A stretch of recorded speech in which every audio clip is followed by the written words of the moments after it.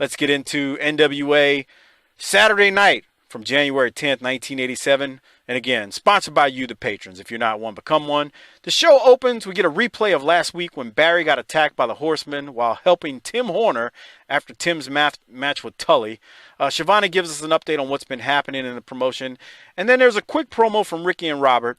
I did have one note from it, and because I wasn't going to play it. It's real quick, and then I want to see what Doc and Harper think. Ricky's fired up here, but something he always does in his promos that I just love. Y'all ever catch how Ricky goes, all these nice people, when he's talking? It's like a staple of Ricky Morton. But anyway, Harper, do you have anything from that promo? No. I mean, to be honest, it was just a kind of another rock and roll promo. Yeah, it wasn't anything specific. He was just firing up the people, that's all. And they're wearing coats. Yeah, inside. Yeah. What the hell was up with the gear they Well, they talked about how they kept that studio real cold on Saturday mornings, and this is January, but they had to keep it cold in there because the cameras would overheat if they didn't. Oh. So the point I'm wondering is how much of a sweat monster is Arn Anderson if he gets that sweaty in a cold studio? Dude, because Arn is like dripping wet every time. Dude, and his hair's all fucked up. Yeah. Yeah. You ever met one of those guys that just will tell you he's got a fan on him, an oscillating fan during the wintertime while he's sleeping? Hey, Doc. You think T-Rex is one of them guys that's always... That's exactly what I was thinking about. Let's T-Rex. keep going. If we got time at the end of the show, I'm gonna get Doc to tell a T-Rex story from this week that he lost his shit on. We'll keep going. The first match in the show is Jimmy Garvin versus Keith Vincent, and Garvin wins with a brainbuster as he is in his sequin pants and gloves during this match. He was very flashy. Doc, any thoughts on this match? I've decided something about Jimmy Garvin, and it's really not about Jimmy Garvin. It's about the network. Jimmy Garvin's music that the network gave him is the worst one they do. It's not the farthest off from what it ought to be, but I hate the Jimmy Garvin theme that the network puts on there. How is that any different than the Road Warriors or like the part when it goes da da da da da da da da, like when it keeps on going? It's just it goes too long, and it's just the shits from the get-go. And it's not even close to Sharp Dressed Man. No, fuck no. Like it's like as far away as, I mean, it's like the difference between rap and rock and roll. Okay. Well, it is. I mean, it's pitiful. I tell you what sucks. Manny and Rude coming out to "We Will Rock You," like on the worldwide shows, and then when they're wrestling here, they come out to Rude's dubbed in music. It's just, oh god, it's the shits. Yeah. Harper, any thoughts on Garvin and Vincent there? You're sitting on the biggest tape library in the world. Spend a little bit of money and make it right. I guess. Harper, any thoughts on the match? That fucking Vincent guy looks good, huh? Yeah. Jimmy Garvin beat his ass pretty quickly, but But he even take his fucking pants off. He did. That's what I was saying. He's got his sequin pants on and his gloves during the match. He just was like, "Fuck it, I'm going at it." That's what I need is a guy laying on me, trying to apply grappling holes, driving those damn sparkles into my skin. I mean, he was like, I look good. I'm not about to dress myself down for your dumb ass. I'm gonna stay in my gear and get up out of here and get this done. Love it when fucking Precious takes his pants off like he's a toddler. That's about to get like in a bathtub. All right. It's time to take a bath. All right. And you're like pulling his pants off. You're putting the bubble bath in there and shit. And throwing like the little toy floats, little toys in the water. And that's why you listen to BTT. Jesus. Harper just made a Garvin and Keith Vincent match interesting. Doc, any thoughts on that? I was just thinking that she helps him out with his pants when she's not single-handedly being responsible for the ozone layer issues in the late 80s. Jesus Christ. And you remember that time, Menace, at work when you were ripping ass all morning and I came in there with the Lysol and sprayed it, and then it just smells like a fucking hospital? A linen version, fresh linens and farts. So that's just nasty. That's just nasty anyway. And then she's spraying it all over the place. Yeah. Well, shit happens. All right, we got Bill Dundee. He cuts a promo. I'm not playing it. He's talking about the Central States and challengers and whatnot. For the record, the Central States title does not go away for another couple years. I mean the version of the Central States that we're in now. I'm not talking what was resurrected in 2000s or so. So anyway, he's talking and he's yapping. I really don't know how long they keep this Central States thing going in Saturday night. Tim Moretti will tell me as I say that. So, Doc, any thoughts from this before we go on to Cornette? I did think this was maybe Dundee's best promo since he's been here.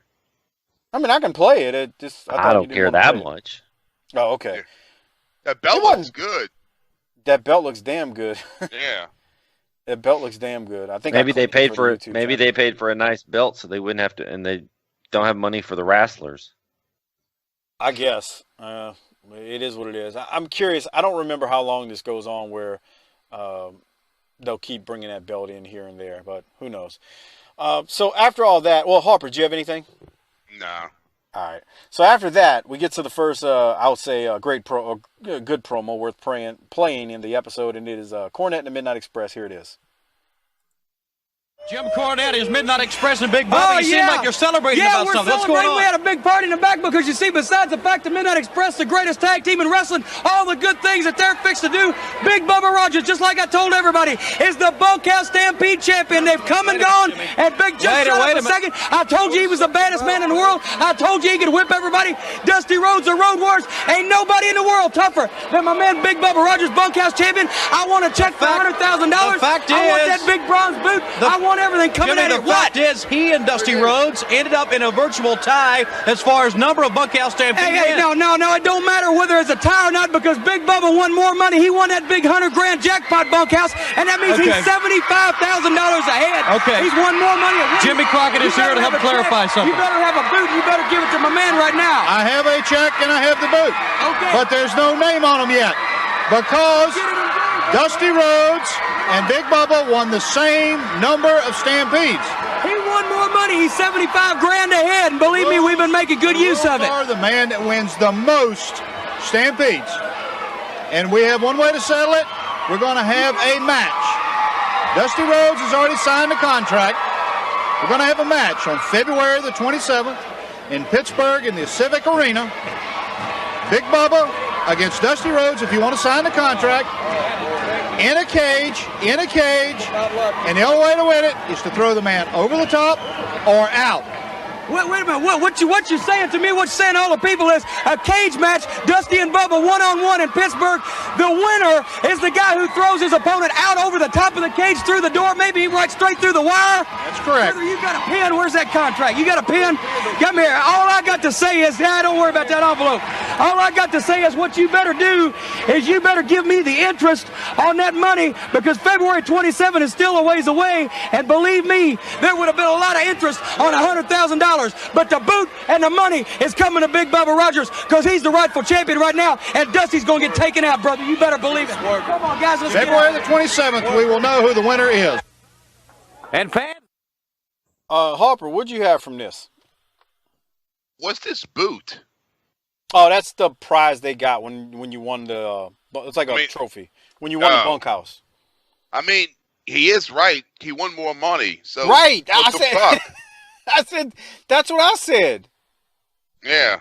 That was my exact comment. I was like, well, he ain't lying. I mean, yeah, they might have won the same amount. So wouldn't that be like a tiebreaker? Wouldn't he get it if he won the most money? Exactly. This is some bullshit. I got to agree with Cornette, man. He got fucked over here. Mm-hmm. Doc, what'd you have from it? That same thing, plus, if they're in a cage, how they throwing people over the top? Yeah, man. Because this ain't no bullshit Hell in a Cell or that damn blue cage. This is the old cage where it's right there hugging the ring. The way it ought to be. And the way I like it. Not that blue cage. Not that bullshit. Yeah, I'm with you. I mean, Corny's right, man. And then they dragging this shit out. We got to wait till February 27th. The goddamn bunkhouses ended in December. Boy, that's how you did it. You just drug that shit along back in the day. What else you got, Doc? Nobody had any sense of urgency back in the 80s that they needed to get shit done in a timely fashion. Well, not when it came to wrestling, especially. Next matchup is Brad Armstrong versus Tommy Angel. Oh, yeah, Tommy Angel. Smoky Mountain Tommy Angel. Brad looks good as usual. Gets the win. Doc, any thoughts? Tommy Angel, dude. I've Yeah. missed him. Where's he been in Smoky Mountain? He's gone from there. That's sad. Does he come back, Doc? Do you remember at all? I don't remember. Yeah, when I say come back, we're in late 93. I'm trying to remember. Harper, did you have anything from this? It didn't Brad get up before the 3 count? Yeah. It seemed like it was like 1, 2. They was like, okay. Yep. I thought so, too. Yeah. I thought he looked Nobody good, gets but up. yeah. Nobody gets up from the neck breaker, pal. Yeah. I'll just get on up. Hey, pal. Nah, that's Horner. Never mind. Hey, pal. All right. Doc, are we playing the Garvin and Wyndham promo? I think so because there's one important detail. Okay. That's cool. Hold on. Let me get it queued up. Here it is.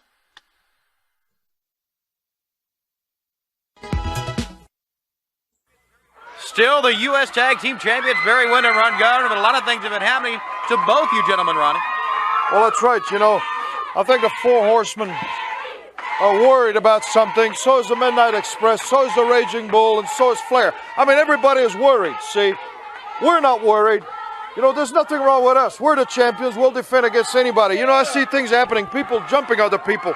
You know, like Barry, what happened to the Four Horsemen jumping them, you know? Well, they always do that. They've done that to me. They broke my hand. They've jumped me on many occasions. 4-on-1. Now, they talk about being tough. They never do anything on their own. It's always a 4-on-1 situation. They jumped the American Dream, Dusty Rhodes. I don't know how many times. Now it's Barry Windham. Well, it proves only one thing. They're afraid of something. They can't get the job done on their own. Well, I'm going to tell you guys, that's going to change. The last time when they jumped them, I was on my way to the airport. Okay, let's take a look. Right now, Ronnie was at the airport, he says, Barry, and you remember Tony, this I'll situation. tell you, this right here, all I did was I put my nose into somebody else's business, but I was out here commentating. I was standing here with you and David Crockett, and I saw something that I thought shouldn't have happened. Now, Tully Blanchard was a beaten man during that whole 22 minutes of that match, but it took him pulling Tim Horner's tights halfway up to his neck to pin him. Now, I'll tell you what, I'm not going to stand around and take this anymore. You know, it might be true. I might have asked for this.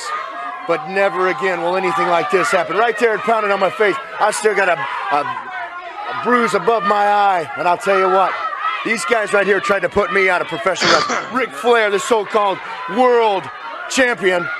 Tully Blanchard, the world television champion. Arn Anderson, the naked man without a champion.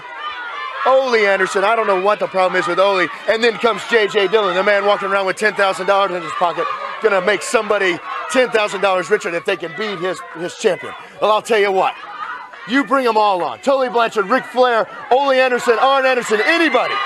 I'll tell you what, if I can't back up what I say, I got one hell of a partner right here that'll help me anytime I need it. So Ric Flair, you pay heed. Tully Blanchard, you pay heed. Because those championships are not going to be yours very much longer as long as I'm around here. Barry Windham, Ron Garvin, U.S. Tag Team Champions. Let's go back to the ring. All right, Doc, you had something from it. Go ahead. 3 things. Were they chanting "We Want Flair" at the end there? Yeah, but I don't know how to take that. I don't know how to take that as, okay, you challenge him. We really want to see a fight between you two because we want to get big fights in the studio. That I didn't know what they. I didn't exactly understand the. Yeah, to your point, I didn't understand what they were asking for there. Right. Second of all, we find out why Garvin didn't come help him last week. He was on his way to the aeropuerto. But Shivani, the way Shivani said it, almost seemed like, well, he says he was going to the airport, but you know, right? Which I thought was interesting. And then the part everything was fine in my opinion, and I liked it okay. The part I didn't like, and since I'm quibbling here, let me quibble, is I didn't like Wyndham saying I stuck my nose where it didn't belong.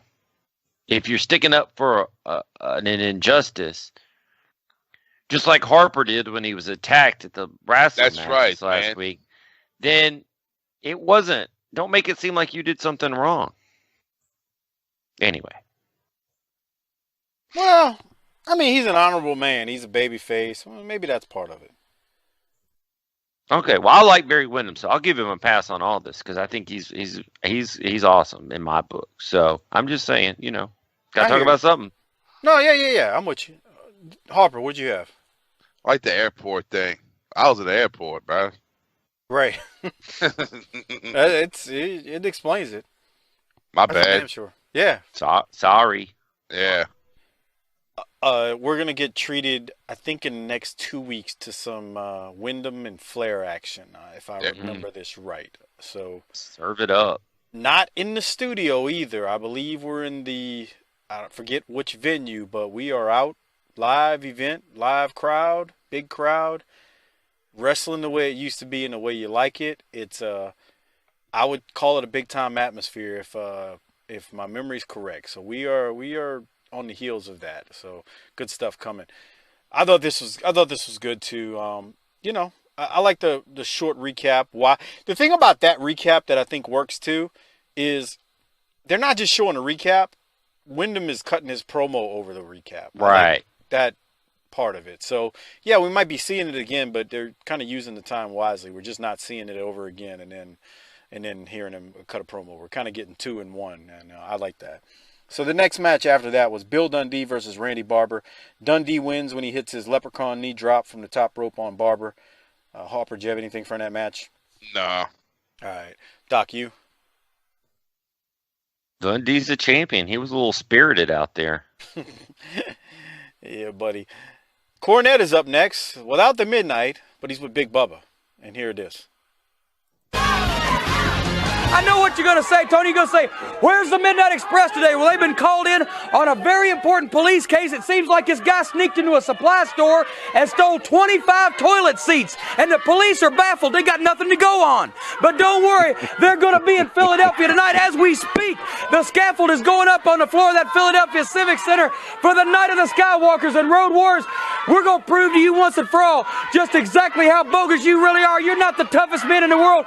What you are is a couple of muscle-bound clowns that's going to get thumped off that scaffold, and if it don't happen tonight in Philadelphia, then there's always Los Angeles, California. A lot of weird people out there. We're going to see a weird thing, the most awesome, most dangerous thing in wrestling, a scaffold match, 25 feet in the air, Midnight Express and the Road Warriors. And I heard earlier you replayed that little videotape of me and old tightwad Jim Crockett Jr. got those pockets that's sewn shut, won't come up with that check for $100,000 that my man Big Bubba rightfully won because he is the Bunkhouse Stampede champion.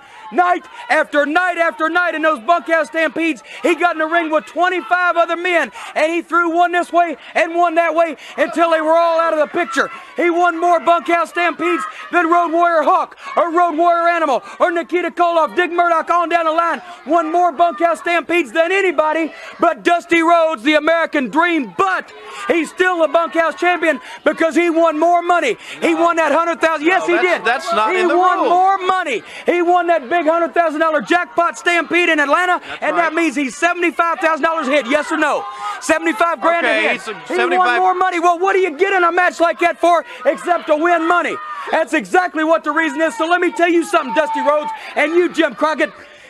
Pittsburgh, the 27th of February, going to have a showdown, one-on-one in a cage for the bronze boot and the $100,000. And believe me, Dusty Rhodes, if he has to throw you through the door of the cage, over the top of the cage, or through the wire, he's going to do it. And Crockett, you better come up with that check. He didn't want to give me a check because he knows if he pays Dusty that $100,000, he'll let him pay it in installments of $5,000 or something. I'll see you later. Okay, fans, we'll talk to Dusty Rhodes right after this timeout. I mean, he ain't lying again. He's telling the goddamn truth. Harper, what did you have from that? What's with the toilet bowl joke? Doc got a kick out of that. Doc, did you? I mean, what was that about? Yeah. It was just probably something to get out there and say. I don't know. Gotta say something. It makes me wonder, like, they're on the road and, like, did that what made Corny come up with that? Something had to happen. You think that really happened? Maybe someone stole a bunch of toilet seats from like Home Depot or something? I mean, I wouldn't doubt it. Like, you driving and then you hear about this story, you stop to get gas and some fucking talkative cashier starts telling you this story and Corny and the Midnight are in this convenience store and they're like, oh yeah, huh. And then while they were on the road, they're just in the car and Corny's like, fuck, I think I'm going to use that on TV today. It's just. You should call him up and ask him. And it just comes out. He doesn't answer his phone, dude.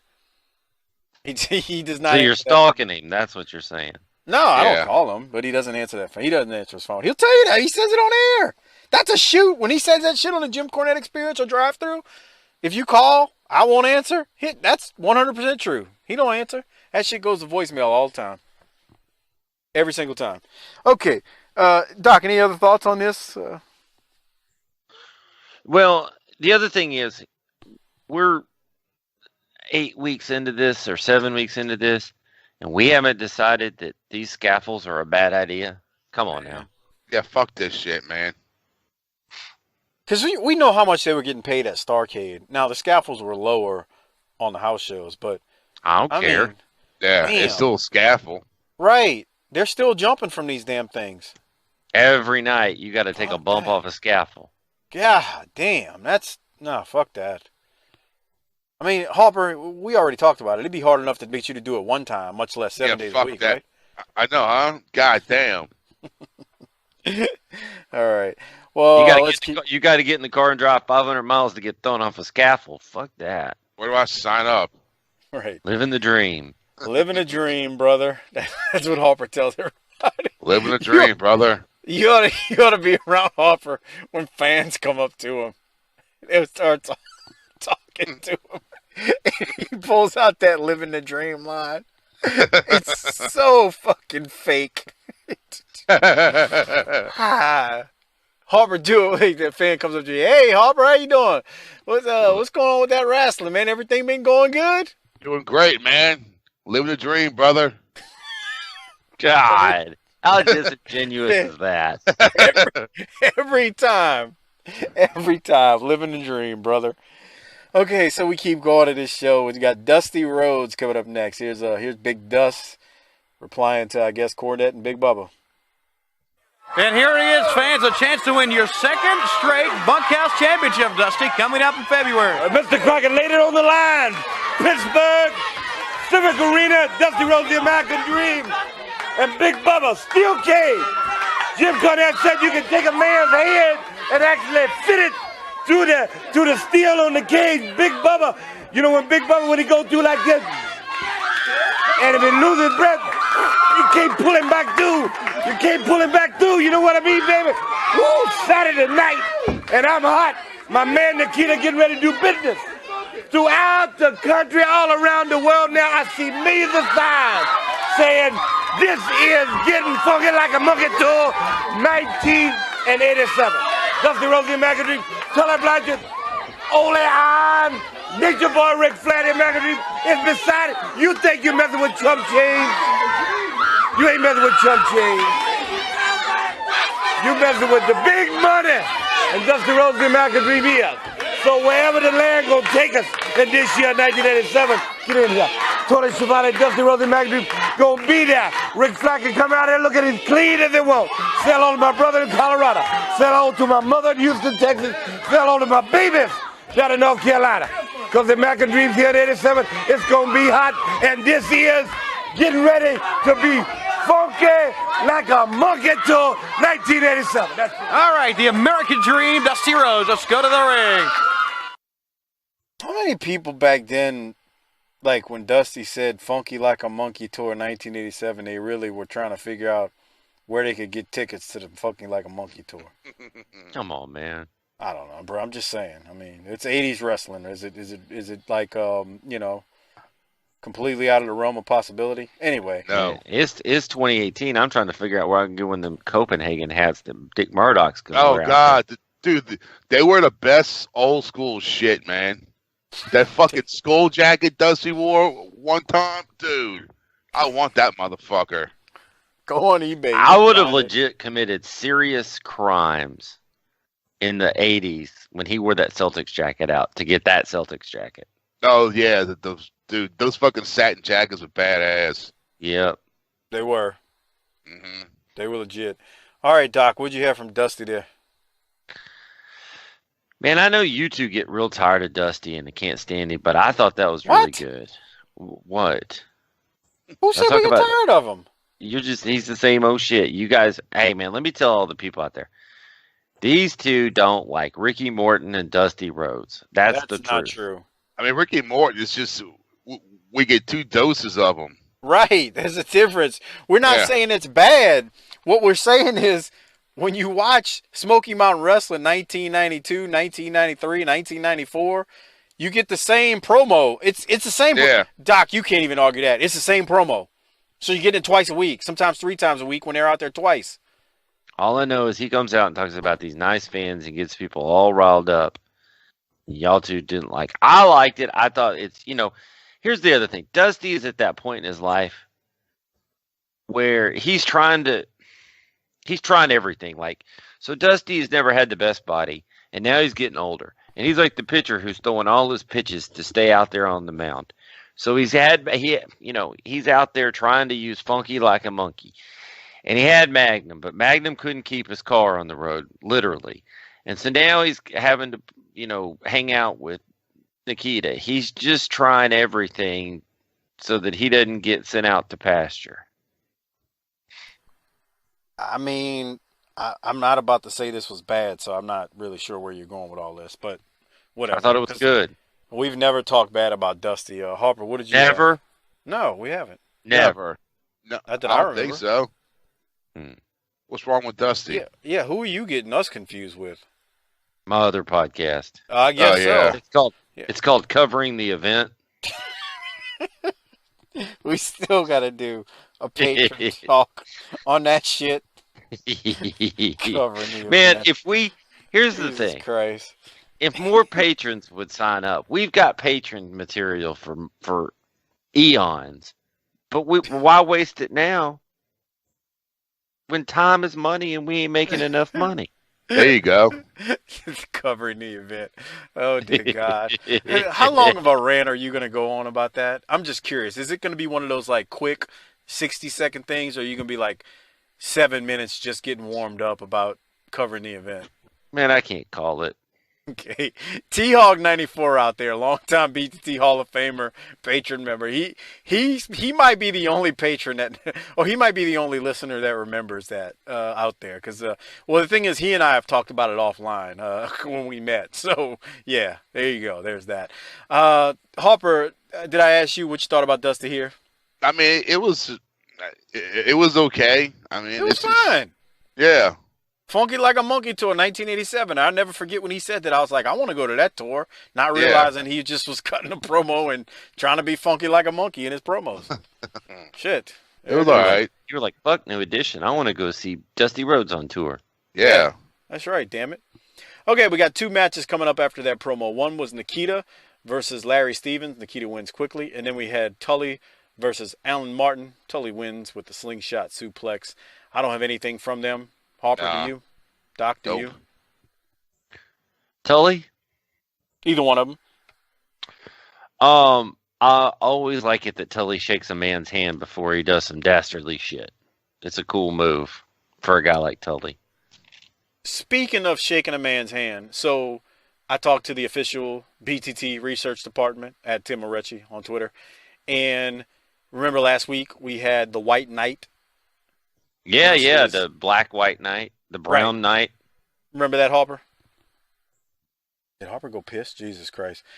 Yeah, he went piss because he knows Rick's coming up and he was trying to get his piss in while Rick promos. We had the White Knight versus Garvin, Ron Garvin. And Tim pretty much confirmed that was Pablo Crenshaw. He even cited a match that Pablo Crenshaw and Ron Garvin did about a year prior to that, where they shook hands the exact same way. Man, can you imagine the kind of life that you miss when you're obtaining all those wrestling facts? Well, he had to look it up. He didn't just Okay. Yeah, he didn't just like off of memory. He looked up the results and then kind of did a little research, not too much, but that's where he found that old match. But you got to remember, he's from the Mid-Atlantic, so like he lived and breathed this stuff like much more than we even did. I mean, you got to figure we were in the world class in Mid-South. I mean, Mid-Atlantic was his territory, so this was his thing. I mean, this was his area. But all that said, I wanted to throw that out there before we keep going, because next up, we got the Nature Boy. We got this right here. I want to play this because I hadn't played it in a while. What's causing all this? Woo! At Gerald Green III, that one was for you. So let's listen to what old Ric Flair has to say on this week's episode of Saturday Night. World Heavyweight Champion, Nature Boy Ric Flair. And speaking of the Four Horsemen, Tony Blanchard walks out here, gets in the ring, defends the World TV title, and once again shows why he is a member of the elite force known as the Four Horsemen. 1, 2, 3. And Tony Schiavone, speaking of clean, let's take it over this. You know, one of the 10 best dressed men in America happens to be your world champion. And ladies and gentlemen, if you're looking for style, this is it. Read it, Tony. Read it, brother. I believe that says custom styled for the world champion by Michaels of Kansas City. Now, Barry Windham, you walked out here a little while ago and you have the audacity to cry the blues, to condemn the Four Horsemen. You're talking about the elite.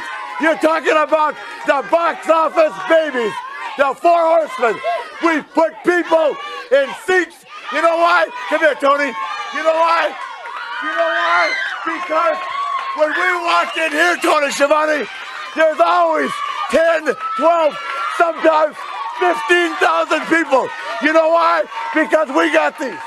You see, this is what the sport's all about. Right here. This is it. The big go. Put the camera on that, boys. This is the World Heavyweight Championship belt. Owned, operated, manipulated by me. So, Barry Windham, when you talk about what you're going to do, quit talking and do it. Nikita Koloff. Yeah, you, Nikita. Oh, let's talk about Nikita. You, my friend, live somewhere outside of this earth. Because, Nikita, if you think that you get on TV and go like this and then beat me, you're sadly mistaken. And I don't care if it's Philadelphia tonight, Charlotte, North Carolina, Atlanta, Georgia, Los Angeles, Odessa. You, my friend, are going to have to be more man than you've ever been in your entire life. Don't wrap me up yet, buddy. Now, Dusty Rhodes, funky like a monkey. Well, let me say hi to Mama Rhodes. Let me say hi to the family here. Folks, so sorry to tell you this. Dusty Rhodes, this year, is no longer the man in the sport you're looking at, brother. Woo.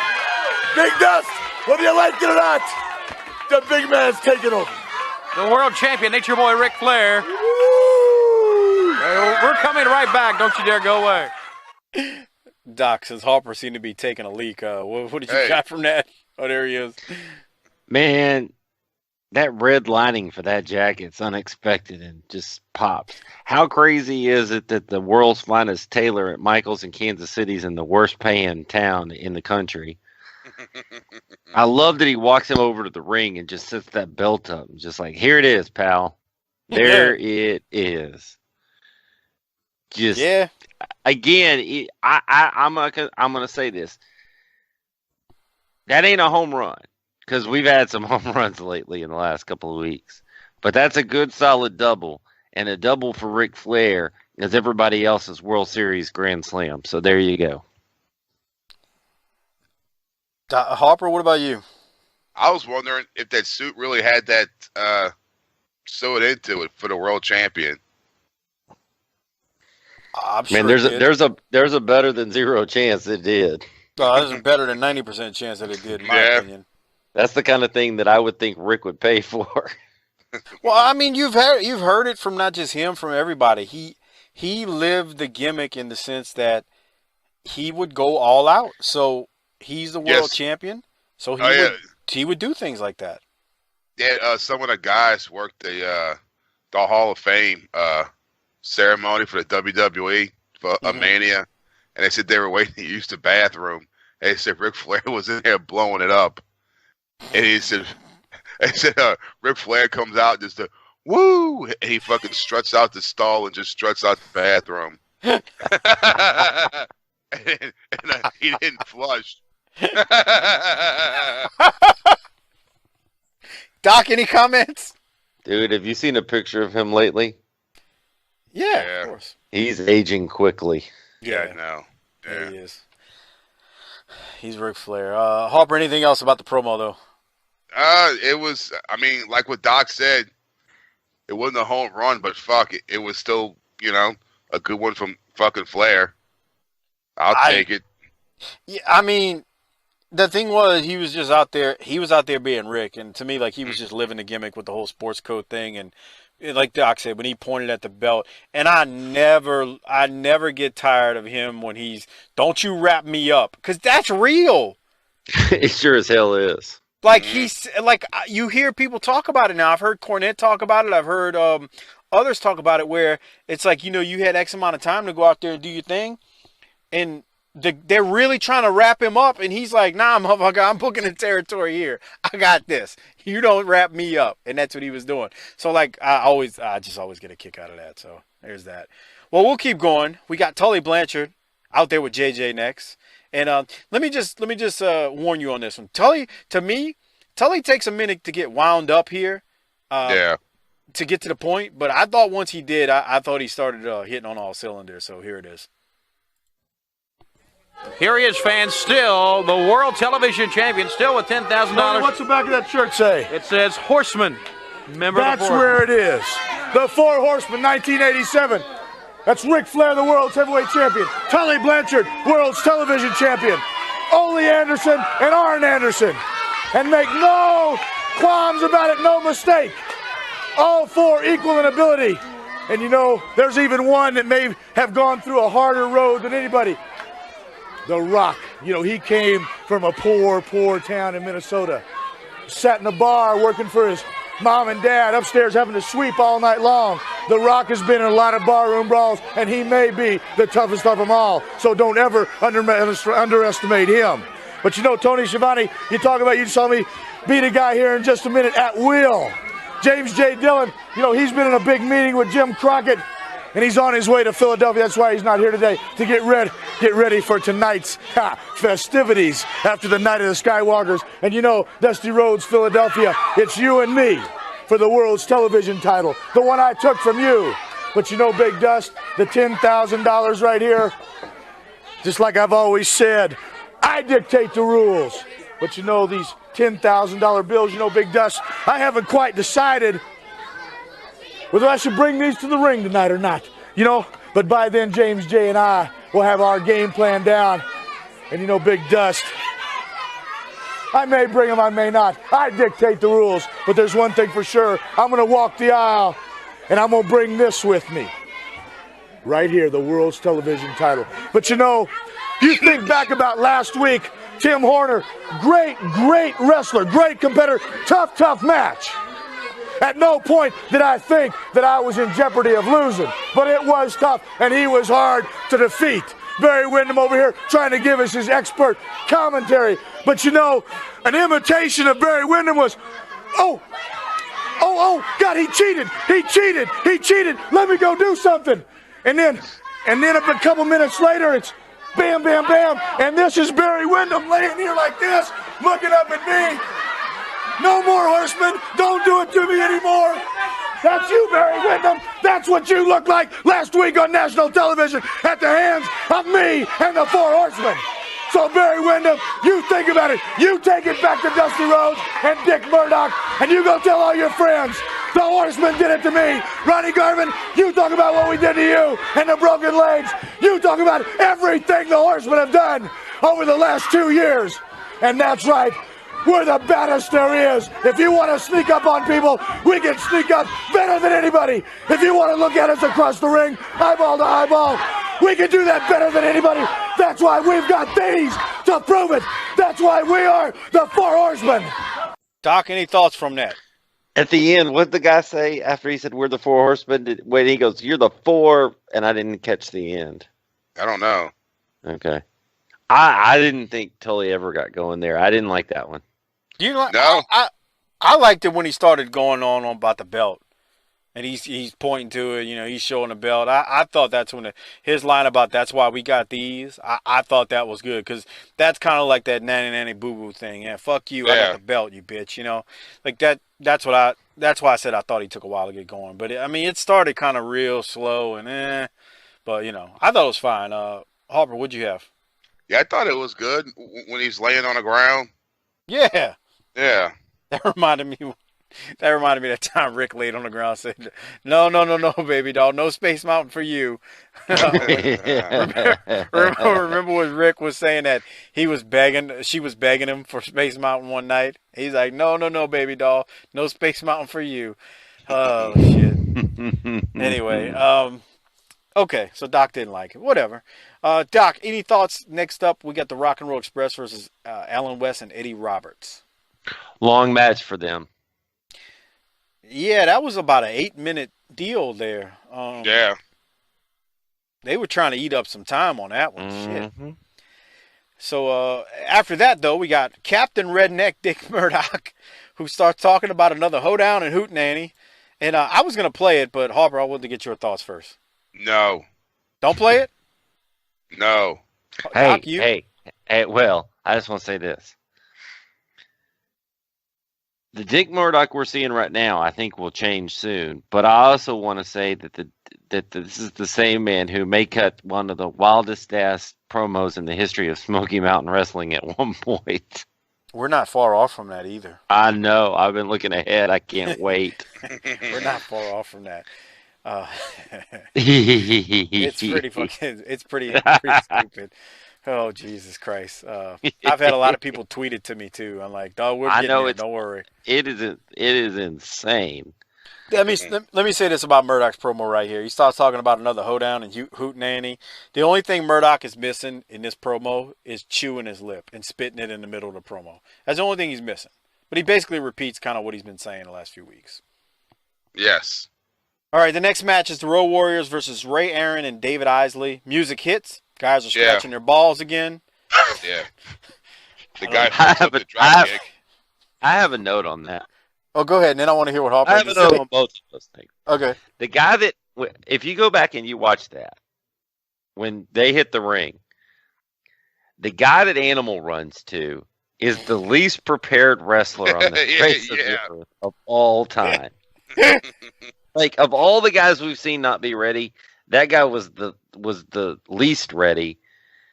And I'm pretty sure you could have picked out some people from the audience that would have at least been more ready. Think how happy do you think Hawk was about that guy being in another zip code for the drop kick? It's like he tried to get out the way. Mm-hmm. Bruh, so I'm trying to watch it back as y'all are talking. Mm-hmm. It's the guy in the blue, which I have a note on here. Yes. The blue singlet. That's the guy that's just like sitting there twiddling his thumbs and stuff, man. Dude, I just watched it. He is what Doc said, the least ready professional wrestler ever. For what's about to happen. I mean, he just gets shellacked like no tomorrow. It's the most. Oh my God!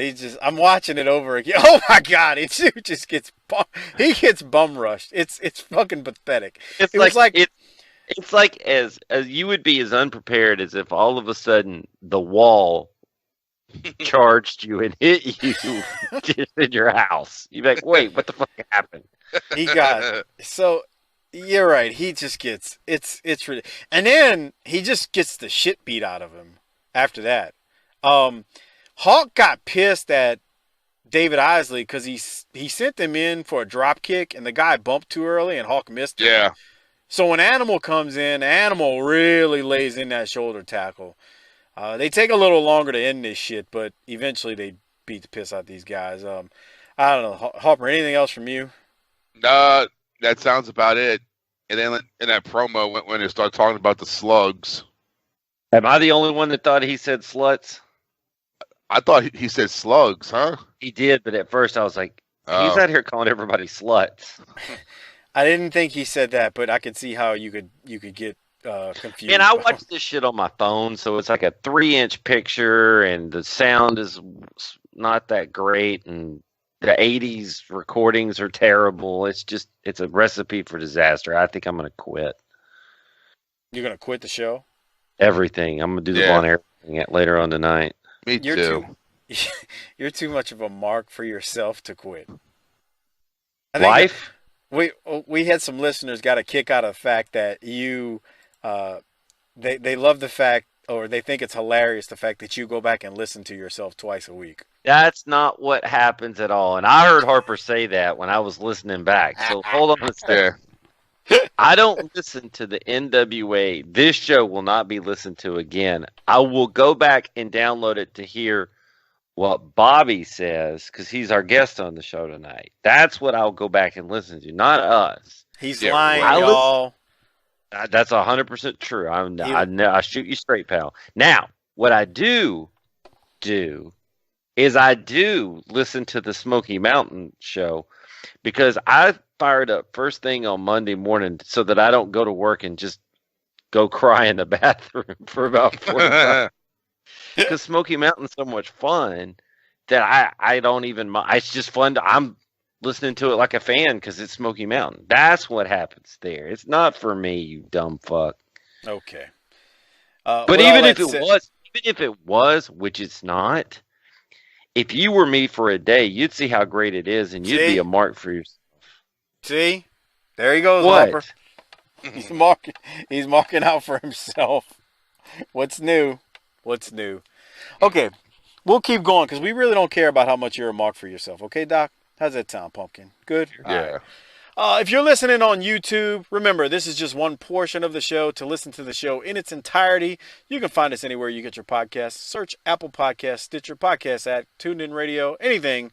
Just search Booking the Territory. Subscribe. Get it there. You get it to your device every single week, twice a week. And that's that. All right, we'll keep going because we got after the Road Warriors beat the piss out of those two poor saps. They cut a promo. Here it is. And here they are, the Legion of Doom, the Road Warriors. Tony Schiavone, if there's one thing that makes me sick, it's slugs. I'm sick of slugs. Everybody we wrestle's a slug. Ric Flair, you're a slug. Arn Anderson, you're a slug. Tully Blanchard, you're a slug. You don't mean nothing to us. You come out here talking about being bad. You don't know the first thing about it. What we went through in our lives was a lot tougher than anything you could stick and imagine.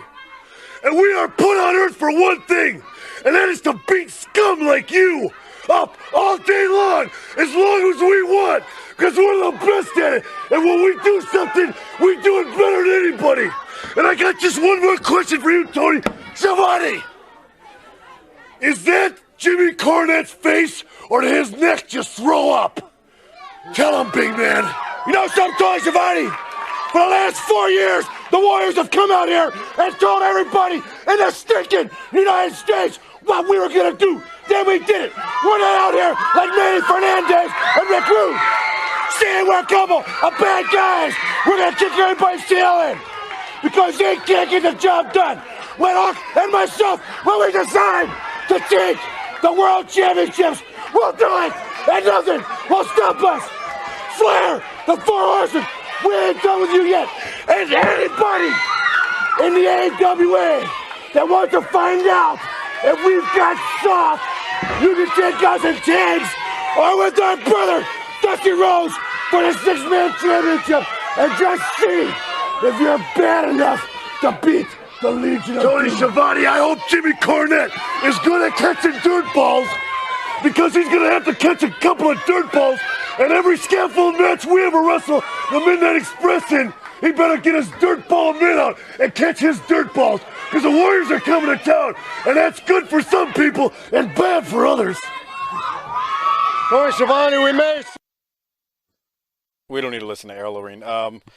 Doc, it's clear he's saying slug to me. I never thought he said slut, but what else you got from this promo?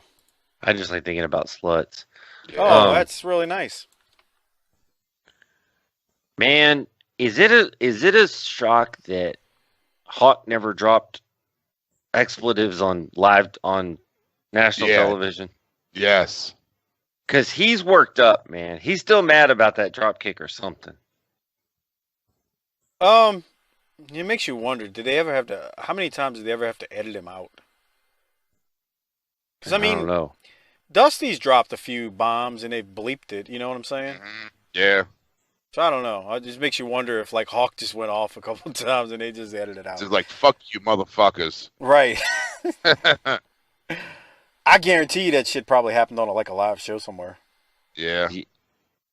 Yeah. It's the 80s. I'm telling you, somebody at some point, I would love to ask Animal that. Like, did Hawk ever just grab a mic and just go off in front of a non-televised event and just curse and lose it? I agree, Doc. He just seems like the type of guy that would do it. Man, that was intensity all the way around. Mm-hmm. Yeah, definitely. Harper, anything else from you? I got a feeling slug is like their term for turds. That's a great point. Yeah. That's what he's probably saying. Bunch of slug fucking wrestlers. Yeah, that's a good point. That's a real good point. And fucking Paul. I'm sitting here looking at Paul, and he looks like, when you watch those, like on Dateline or something, those investigating deals, and they got the guy that's trying to hide his identity, and they got the voice. That's what he looks like. Dude, he's got a new hat on out there every week, and it's a train wreck. If you when you look at it, you're like, what the hell is he wearing now? And he closes off all the promos every week in this just insane looking deal that he's got. I agree, Hopper. It's like, what the hell do you have on? What the fuck? Yep. Okay. Well, we will keep going. So after the Road Warriors, Garvin and Barry Windham come out, U.S. Tag Champs versus the Malkies. 7-minute match. Not a short one for TV for a Saturday night. The Malkies get dealt with, though. Windham ends this thing with a very nice-looking flying lariat that he delivers. Doc, anything from this match? Did you see Ron Garvin pick up and manhandle one of those Malkies just using the loose skin on his back? No. Dude, there ain't no place to grab a hold on the middle of a back on a Malkie, and he just was grabbing him like he had a fistful of his skin off his back, and when he let go, you could see the red marks on it. Fuck. I was like, that may be the most painful thing I've seen. Well, yeah, I mean, I was say, you saying, did we see it? Well, it must have happened. I mean, based on that. Yeah, I don't have a note from it, but, it is what it is. Malkies get their ass beat. All right. So we go from that to old Ivan Koloff, and boy, Ivan's working his ass off he's working hard, bro, trying to get this guy over. So let's listen to Ivan as he's pulling this anchor across the track. I was gonna say track field, but down the track. Here it is.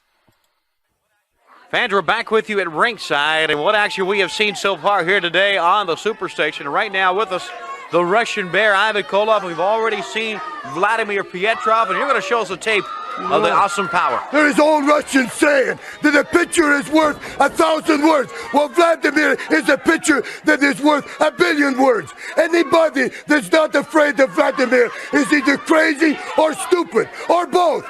And Nikita, I know you're afraid. I know you're afraid because Vladimir is here. You say if you need any assistance, you will call on the great American dream, Dusty Rhodes and his friends. Well, quit hiding, Nikita. Come out like a man and face Vladimir one-on-one in ring. I want you to look at this, Nikita, very close. This VTR, what's going to happen to you is exactly what happened to this American here, sent to the hospital with injuries to his neck. Okay, let's take a look, Ivan, at what happened, and we're going to take a look at a young man, Tony Zane, being beat all over the ring, but right at the end, it's really, watch, you're going to come in and get rid of the referee. This is right. Obviously, the official was off for the other man and trying not to see what he was doing, breaking rules. Now you see this man is already beaten. He cannot stand up. But Vladimir is going to show everybody, give them an example, especially Nikita, exactly what is going to happen to him. He is carted out after this to the hospital with a very serious injury to the neck, I understand. Too bad for him. He signed a contract to get in the ring. At least he had guts enough to do that. Not like Nikita hiding behind Dusty Rhodes. Well, Nikita, you cannot hide forever. Come out like a man and take your medicine. You said before that you were going to have to take your punishment for what you did to your country. It is one thing what you have done to the family. But when you do this to the country, Nikita, you will be punished. And Vladimir is waiting for you, Nikita. 300 pounds, 6'4". He's going to put you down just like he put this American down. And Dusty Rhodes, if you don't like it, great protector of Nikita, all the American fans are not going to be able to help him. All their cheers is not going to be helping Nikita one bit. Even though I know they all stand behind him. It's like a victory to the American people now that Nikita has defected. But Nikita, you will never be world champion. Nikita, you are going down at the hands of Vladimir. And let's take a look at the Russian assassin. You can say whatever you want about Pietrov being shitty. Fucking Ivan is out there working his ass off. Yeah. Harper, what did you have from that? I like what he says. You insulted us, yeah, whatever, but you insulted the country. Fuck you. Right. Yes. Yeah. And what he say is like, oh, that guy hurt his shoulder. Oh, it sucks to be him. That was an update on if he dies, he dies. Yeah. Yeah. Did y'all also catch when he said, come out like man and take your medicine? Mm-hmm. I'm watching this back. This is the second time. And it's not just the words. His delivery into the camera, I point that out all the time. It can't get no better. He means, like, when you look at him, he means business, man. It's perfect. It looks so good. It's unreal how good he is. And again, he's working his tail off to try to get this guy over and to try to make him a heel. And he even starts talking to Dusty and about Dusty at this point. I thought this was great, man. Ivan is so damn good. But Doc, what else you got? Is it the match with Tony Zane? Or does he have like another handicap match here, Petrov? Well, right after that Ivan promo, Petrov has a handicap match. Yeah. So in which one of those matches, because I've got a note here, in which one of those matches does this shithead miss his goddamn finisher? I think it's in the handicap match. That was fucking horrible. I think no, I thought it was well, maybe it's both because this guy's a monster, but he completely botched his finish. Yeah, this dude sucks, bro. Dude, he is he's fucking garbage. Well, the finish in the handicap match is a double Russian sickle. What?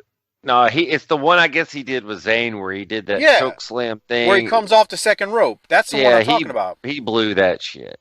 Yeah, he damn near completely missed it. I agree. If you want to replicate, if you at home, the listener, want to replicate what Ivan is going through right now, get you Take you a big dump in the toilet, and then fish that son of a bitch out, and then put that son of a bitch as like the locket on a necklace and wear that shit to work tomorrow. And just carry a piece of shit around with you all day at work, and that's what Ivan's doing right now. Yeah, it sucks to be him right now. He's probably like, dude, just to be. See, like Nikita looks like he could kick the shit out of somebody. Dude. The Road Warriors look like they could kick the shit out of somebody. This guy is just a gym rat.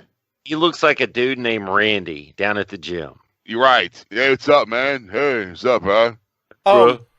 I remember Bruce Mitchell was talking about this on one of Wade Keller's shows a long time ago, and I texted this to Doc over the weekend because he was talking about. He's like, dude, I ain't trying to shit on Petrov, but god damn, he's terrible.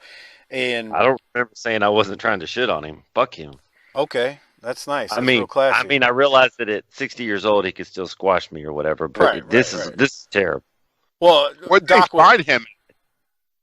He was trained before this. He came out of Minnesota, dude. Every wrestler in the 80s was out of Minnesota. Yeah, he came out of Minnesota too. So he was. He was with Vern. Yeah, Vern so. wasn't training nobody by then. Well, no. What I'm saying, I say Vern. When Harper said that, I'm thinking what he means. He came from where Crusher came from, where all those body guys that came from the play. It was Crusher, Hawk, Animal, Nikita. He was. I mean, it was all same place. So that's where he came from. But the thing was, like, he was trained by Eddie Sharkey. But he still in Minnesota. But here's the thing. He was a bouncer. Right, which is what I believe Hawk and Animal were too. So anyway, let me get to what I was saying. So I remember listening to this old show with Bruce Mitchell, and Bruce Mitchell was talking, and Bruce Mitchell, he's like a fucking encyclopedia on this era of wrestling in Mid-Atlantic. I hate to say it, this is like we've seen peak Ivan Koloff. Like, and what I mean is, it's not that his wrestling skills are that much more deteriorated now than they were in like 86 or 85. The problem is he could have been, if they don't have to turn Nikita babyface, he can stick with Nikita. And we talked about this a little bit last week or week before last, can't remember which one. But now he's like really trying to drag this dude along while at the same time getting older. So it's not like he can really go in the ring. I mean, he can still go. My point is, if he'd have had a heel Nikita, this could have been a whole lot better than what we're looking at now. Now it's just, basically they had to find a Nikita replacement, and that shit just wasn't going to happen. I mean, Nikita was fine for what he was, and now it's just like, oh, shit. So he's dragging this guy along. Nikita's dying as a babyface, in my personal opinion. I think so, too. Some people disagree, and they're like, oh, no, Nikita was all right through 87. I ain't buying that shit. Let me ask you this. When this guy speaks, how shitty is his Russian accent? I don't remember him talking. Oh, really? Oh, fuck. I don't remember him talking. Maybe we learned a lesson from Nikita. Yeah. Tim Moretti, if he ever speaks, please remind me, because I just, again, this is 31 years ago. I don't remember him talking, but, fuck, I'm getting old. I don't remember things. So, yeah, well, he needs not speak. Ivan needs to speak, because Ivan is doing his damnedest right now to try to get this guy over. Yeah. Working his ass off. But, okay. Petrov does defeat Vernon Deaton and George South. Imagine being George South. Man, this guy can run circles around 80% of the roster probably, and he's out there putting this guy over in a freaking handicap match. But there you go. Doc, anything else from this before we move on? No. Harper, do you have anything else? No. What about Corny? He's out there for a third time. He's just out there scoreboarding now. I seem to have missed my notes here. So, Doc, what note did you have for this before I play it? Oh, I don't have any notes. Are we supposed to? Is that what we're supposed to be doing here? No. Well, let me play it. I was trying to remember what this one was about. He talked about Garvin, and he's like, you're gonna wear the neck brace and a body cast. You won't be able to look down. That's your. Hold on, that's important to what's coming up. That's important to what's coming up in a couple weeks. Let me play it. or it's coming up in the next couple months. Here it is. Didn't get enough of me the first time around. You know, I heard Precious Paul Ellering out here talking about that discount mortician he goes to, bury somebody for $22. Well, what have I got right here, Tony Schiavone? Can you count that up real quick? That looks like $66. $66. 22 for Paul, 22 for Animal, 22 for Hulk. I might even give the guy a tip if he does a good job, because believe me, brother, you get up on that scaffold with the Midnight Express, you're going to need this stuff right here. I don't need it because I got plenty. And let me say something else about the Midnight Express. We're still looking for the United States Tag Team title. Everybody that watches this TV program knows a couple of weeks ago, right there in that ring, we would have been, don't try to sneak any of that away, we would have been the United States Tag Team Champions if we'd had 35 more seconds, because Ronnie Garvin was a beaten man, but he's so stupid, he didn't know when he was beat. Well, let me tell you something, Garvin. I intend on the Midnight Express being United States Tag Team Champions going into that Crockett Cup Tag Team Tournament, and I don't like some nappy-headed, funny-looking punk standing in the way of what the Midnight Express wants. You know something? When people stand in the way of what Jim Cornette and the Midnight Express wants, that just kind of wheezes me off. So I tell you what I'm going to do, Garvin. I'm going to give you one more warning. Son, you better put those belts up real quick, and this time you better have a good sense to realize when you're overmatched, or elsewise we're going to take you completely out of the picture, Garvin. We're going to put an end to your career once and for all. We're going to get you out of here where people don't have to put up with your goofy-looking face, where people don't have to put up with your goofy-looking tactics in the ring, where people don't have to put up with you in general. And that goofy partner you got, that long, tall, skinny, skunk-headed Barry Windham, let me tell you something, boy. Don't you follow Ronnie Garvin's example. Don't you try to put up a fight against the Midnight Express when there ain't no use to it, or elsewise you're going to suffer the same fate. Everybody knows that there's nobody can beat the Midnight Express in a tag team match. We are, I promise America, going to be the United States Tag Team Champions. And Ronnie Garvin, you know as well as I do, when the hour of midnight falls, it's the darkest part of the night. But when midnight falls on you, Ronnie Garvin, it's going to be the darkest period in your life, son. You're going to wish that you'd never been born. You ain't going to be able to see no light at the end of that tunnel. All you're going to look down and see is no belt around your waist, if you can look down, or else there might be a neck brace on your neck preventing it, or elsewise there might be a body cast on your body preventing you from seeing that naked waist. But one way or another, Garvin, you're going to get taken out completely. We're going to have those belts and win them. I don't really know and don't really care what's going to happen to you. And Tony, when I get in the back, I'm going to count this, and if you've got any of it, I'm going to come back and I'm going to rifle your wallet till I get what's mine. Fans, we'll be back right after this timeout. Tony just looking at Corny like in disgust, like just shut up, dude. I forgot. So this I know Garvin and Wyndham are U.S. tag champs right now, but they're working to this thing where like Barry's gonna have, you know, some matches with Rick, and I forget how far off it is, but Garvin ends up doing something with Corny too. Why not? Yeah. Hell, Corny's got 3 different things going. He's came out hot about the bunkhouse with Bubba. Then he's mad at these scaffolds. Then he's got Wyndham. I mean, tell me what part of this he's not involved with. That motherfucker was managing a lot, huh? Uh-huh. He had a lot of different irons and a lot of different fires, and he came out there talking some maximum shit on Garvin too, Yeah, man. I was like, right. Did what he said about the fucking midnight is the darkest time of the night. It's gonna be the darkest time of your fucking life. That shit's great. Yeah. To Ronnie Garvin. Yeah. Jesus Christ. Right.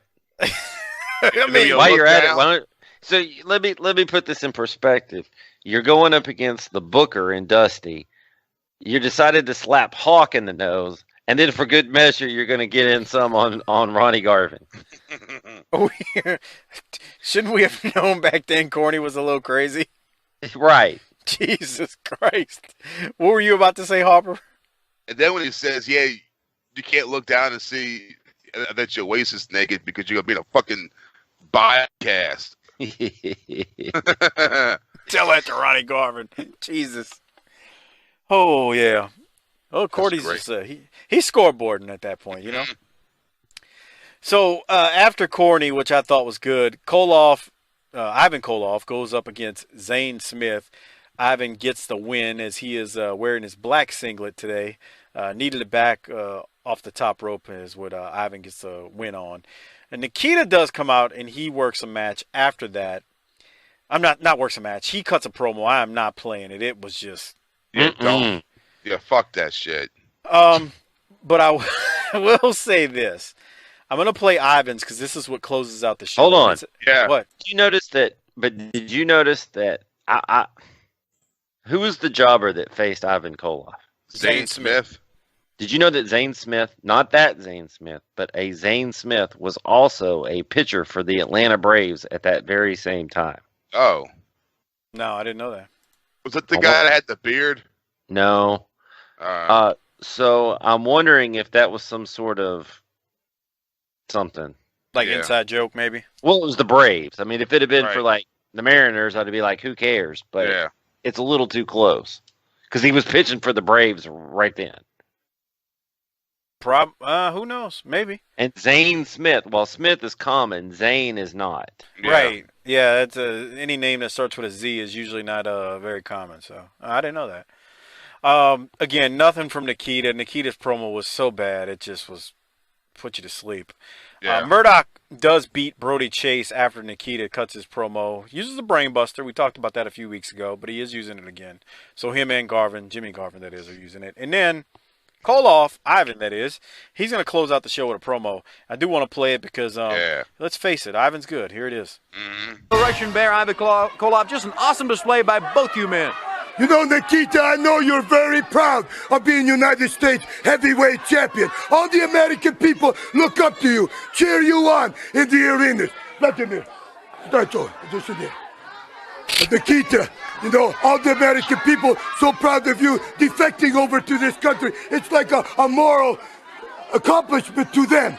But Nikita, stop and think for 1 minute. Now that you are #1 contender to the world title, if I was to send Vladimir after U.S. title and take it away from you, that would be punishment in somewhat to you. But not enough, Nikita. First of all, we've got to be able to get you in the ring, one-on-one against Vladimir. So far, you are not accepting this challenge. I think you are afraid. Matter of fact, I know you are afraid from things in the past. The competition that Vladimir gave you in the past. I know you think it's too much for you. That's why you're reluctant. Instead, you come out here and you say that we might attack you from behind. Don't you call us coward, Nikita. You don't deserve any respect for what you have done to our country. And Vladimir feels the same way as I do about this. We are hurt deep inside. We will never forget it. Even after your punish, we will never forget it. We have already disowned you. Now, Vladimir is going to destroy you altogether in wrestling. See you tomorrow night at 5:30 on our Sunday edition show, and next week on World Championship. I love when he said, "Don't call us cowards after what you did to our country." Yeah, that's fucking I like great. when he said, even after we punish you, we won't forgive you. Boy. Harper, Eddie, what else did you have, Harper? Dude, he says, don't call us cowards because, you know, you don't deserve respect for what you've done to a fucking country. Fuck you. That's great, man. Like I said, Ivan's trying, man. He's got, Yeah. I mean, how heavy is that weight he's trying to drag right now? It's almost like he's Archie Dude, Manning playing for the Saints, where he was a great quarterback with a shitty fucking team. No Great. shit. Great quarterback, right? He was. Well, he couldn't have carried Tony Romo's jock. Oh, God. And he's Archie played for a shit show, too. Right. And he's just trying to make it work because he has to, and he's stuck here, and he's like, fuck, I'm going to try to make it happen. Roger Staubach was quoted in saying, if Archie Manning is a cowboy and I'm with the Saints, Archie Manning is the one with all the Super Bowl rings and is in the Hall of Fame. That came from your quarterback's mouth, Doc. Archie played for a shit show. That dude, let me tell you, let me give you the equivalent in wrestling terms. No, this is what we need is New Orleans Saints history podcast. No. I'm gonna give you the equivalent of what he had to deal with from in a wrestling perspective. He basically, Vladimir Petrov, for 365 days a year, had to go up against Ronnie Garvin and Bruiser Brody every single day. Like, that was the equivalent. That dude just got beat down, man. He had no line. It was, if you go back and watch some of that footage, I've done it. It's unreal. They would be on him like flies on shit. And back then, you could hit a fucking quarterback. It wasn't none of this shit now. They were teeing off. It was like Hawk and Animal just fucking bludgeoning his ass every fucking day. So, yeah, there's that. All right, let's rate this puppy. Doc, you go first. I've been going first lately. You go. Give us your rating and give us your Rolex. Both? Yeah, that's how I've been doing it. Knock it out. All right, well, man, 85 full minutes. Jesus. That's a punishment. Old country way. Okay. I thought this week was not as crisp as other weeks. There were some people I think that weren't there. Matches went a little long. But it's still good. It's still good. I mean, it's there. I'll give it a B. Okay, who gets a Rolex? Man, Corny was out there triple dealing. Rick was Rick, but Uncle Ivan was Uncle Ivan. And Uncle Ivan's getting that Rolex. Wow, this is incredible. I got the same thing. I got a B, and mine was between Rick and Ivan. I'm sorry, Corny actually and Ivan. I have to give it to Ivan because he is out there. It's like, hey, Corny's got Bubba and Prodigy and Bubba and the Midnight Express. What's Ivan got? Right. Yeah, no, fuck. Ivan is out there. Ivan is literally going to, like, it's like him. Could you see Ivan just finally, after 20 years, breaking character, speaking in his Canadian? I can't do this anymore. He's like, bro, fuck this guy. I can't deal with this shit. He got out on camera on Saturday night in front of the live studio audience. He's like, you know what? This is some bullshit. This guy sucks. We really need a better Russian. Dusty needs to bring somebody better in. I can't do this shit no more. This is pathetic. Got a knife and just cuts his tattoo off. Here's the thing.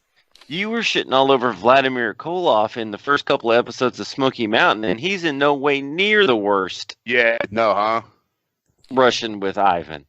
Ivan was still lugging around jobbers 7 years later in Smoky Mountain. That shit was different though, man. That was Smoky Mountain, a territory style wrestling. This shit is going out to millions of people. This is fucking NWA Saturday Night in 1987. And I know 87 ain't as good as 86 or 85. But this is fucking NWA. This is TBS. This is the Superstation. Oh. Hey, man, we're in the middle of the... Doc? Hey. I said we're in the middle of the Funky Like a Monkey tour. This ain't child's play. I agree. Harper, what would you rate it first, and then who's getting a Rolex? A B, just like what y'all said. And be honest, with a Rolex first, I had Tully when he was fucking laying on the ground and shit. And then, dude, fucking after listening to fucking Ivan, he's got to get it.